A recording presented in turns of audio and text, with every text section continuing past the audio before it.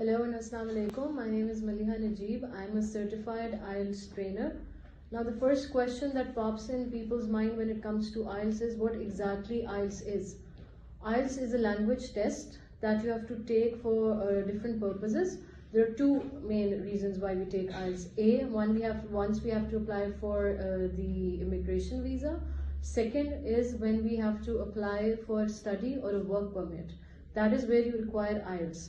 So what kind of IELTS is required for what purpose? So for immigration, we require an IELTS general training, and I will explain in detail what IELTS general training is.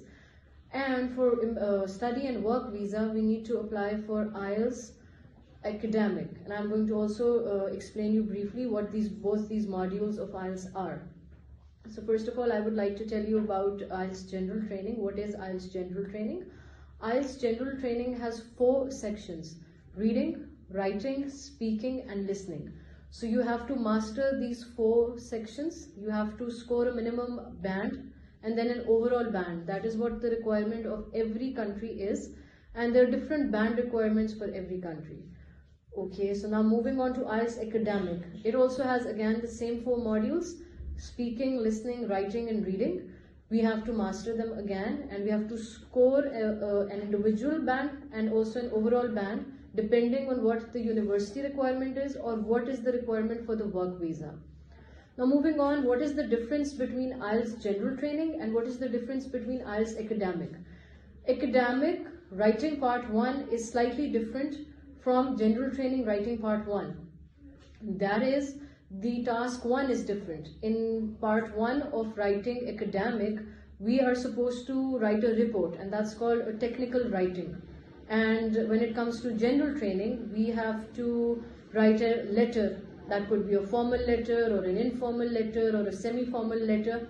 That I'll be obviously discussing with you. The reading part of both the modules is almost the same, except for the academic is a bit lengthier than the general training. Listening and speaking, yes, both of them are the same almost. Almost, I would say they're exactly the same. Alright, so moving on to telling you about IELTS general training. Writing has 60 minutes, you have 60 minutes time, 40 minutes for the part 2, for 20 minutes for part 1. That is the advice time, and I also suggest that you pay attention to that advice time. Moving on to the reading section. It has 40 questions, again 1 hour, that is 60 minutes. Moving on to part 3, that is the listening section. Again, it has 30 minutes. There's an audio that's played. You're supposed to write your answers on the question paper. As the audio moves, it's played once. So you remember that you follow the sequence. If you miss a question, skip it and move on to the next one. And you have 10 minutes to shift your answers from the question paper to the answer sheet. If you don't do that, you don't get any marks. Moving on to the speaking section. So speaking section is around 15-20 minutes interview, depending on how good you are. That is an interview, you can say, by the examiner. Now it's usually online. It was face-to-face as well, so it depends on where your locality is, and that's how it varies.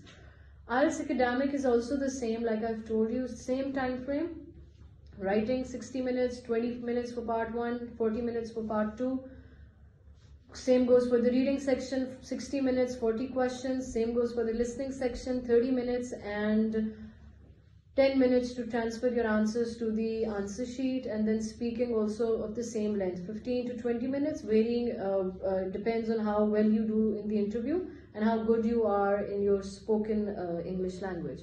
So why do we require IELTS? That's the number 1 question. In Pakistan and all other countries that are not English speaking countries, English is an official language. It's not our national language.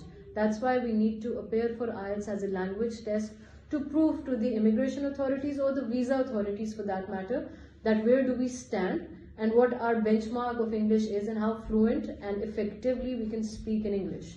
So if you want to move further, the numbers are appearing down the screen. You can contact us and we can assist you further in our coaching. Thank you so much.